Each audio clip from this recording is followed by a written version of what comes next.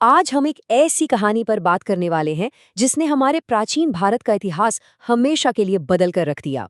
जी हाँ, मगध साम्राज्य।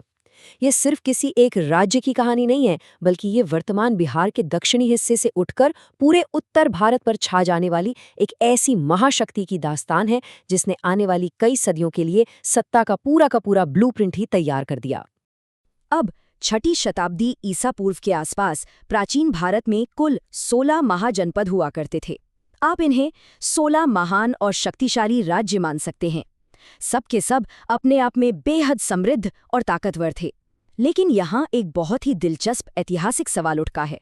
इन 16 शक्तिशाली राज्यों में से सिर्फ और सिर्फ एक यानी मगध ने ही पूरे भारत पर अपना पूर्ण वर्चस्व कैसे स्थापित कर लिया? आखिर ऐसा क्या था मगध में? तो चलिए, इस सवाल का जवाब ढूंढने के लिए इस सफर को शुरू करते हैं। हम इसे 3 मुख्य हिस्सों में समझेंगे। पहला, भूगोल और शक्ति। दूसरा, राजवंश और राजा। और तीसरा, प्रशासन और संस्कृति।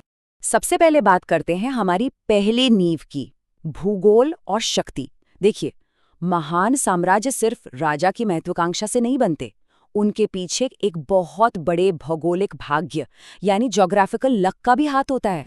मगध के मामले में गंगा, सोन और चंपा जैसी नदियों ने उन्हें न सिर्फ खेती के लिए बेहतरीन और उपजाऊ मिट्टी दी, बल्कि शानदार व्यापारिक मार्ग भी दिए। लेकिन जो चीज़ उनके लिए असली गेम चेंजर साबित हुई, वो था वर्तमान झारखंड के इलाके में मौजूद लौह अयस्क यानी आयरन ओर का खजाना। उस दौर में मगध के पास लोहे का लगभग एकाधिकार था, और इसी लोहे ने उन्हें दिए अचूक हथियार और खेती के लिए सबसे बेहतरीन उपकरण। अब यहाँ एक बहुत ही कमाल की बात देखिए, राजधानियों का रणनीतिक बदलाव। मगध की जो शुरुआती राजधानी थी, राजगृह, वो प्राकृतिक रूप से 5 पहाड़ियों से घिरी हुई थी, जो उसे दुश्मनों के लिए एकदम अभेद्य बनाती थी। और फिर बाद में जब राजधानी पाटलिपुत्र शिफ्ट हुई, तो उसे गंगा और सोन नदियों के संगम पर बसाया गया। मतलब उसे एक अजेय वाटरफोर्ट या जलदुर्ग में बदल दिया गया। कोई दुश्मन वहां तक पहुंचने की सोच भी नहीं सकता था। और लोहे और अथाह धन ने मिलकर जिस सैन्य शक्ति को जन्म दिया, वो अकल्पनीय थी। मगध की सेना में सिर्फ विशाल पैदल सैनिक या बेहतरीन घुड़सवार ही नहीं थे, बल्कि उनके पास हाथियों की एक भयानक और विशाल सेना थी। जरा सोचिए, आप युद्ध के मैदान में हैं और सामने से विशालकाय हाथियों की फौज चिंगारते हुए आपकी तरफ आ रही है। ये दुश्मनों को शारीरिक और मानसिक दोनों तरीके से पूरी तरह तोड़ देता था। तो भूगोल और सेना तो सेट हो गई। अब बढ़ते हैं दूसरे भाग की ओर, साम्राज्य के निर्माता, राजवंश और राजा। ये वो दौर था जहां क्रूर और बेहद महत्वाकांक्षी शासकों ने इस भूगोल का इस्तेमाल करके इसे एक विशाल साम्राज्य में बदल दिया। 544 ईसा पूर्व में बिंबिसार द्वारा हर्यक वंश की स्थापना से लेकर अजातशत्रु, फिर नंद वंश और अंततः 4वीं शताब्दी ईसा पूर्व में स्थापित महान मौर्य साम्राज्य तक। इस टाइमलाइन में आप देखेंगे कि कैसे हर नए वंश ने पिछले राजाओं की जीतों को अपना बेस बनाया और सीमाओं का कहीं ज्यादा आक्रामकता से विस्तार किया।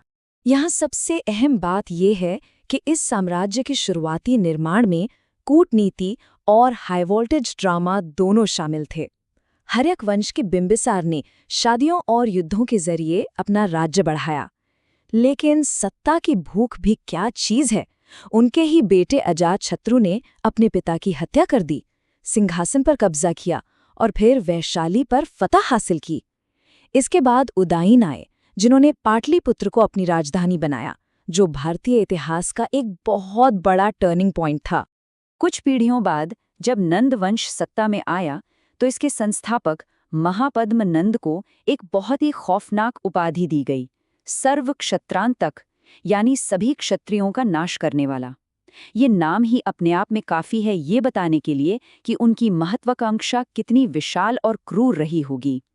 उन्होंने अनगिनत राज्यों को रौंदकर मगध को एक अभूतपूर्व विशाल साम्राज्य में बदल दिया। लेकिन कहते ना, हर ताकत का एक न एक दिन अंत जरूर होता है।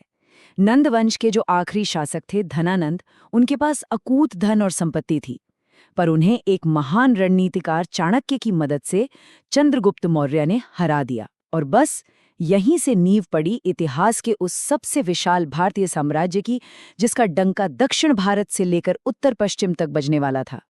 लेकिन इतिहास सिर्फ और सिर्फ तलवारों की धार से नहीं लिखा जाता। चंद्रगुप्त मौर्य और बिंदुसार के बाद जब अशोक महान गद्दी पर बैठे तो कहानी में एक बहुत बड़ा ट्विस्ट आया।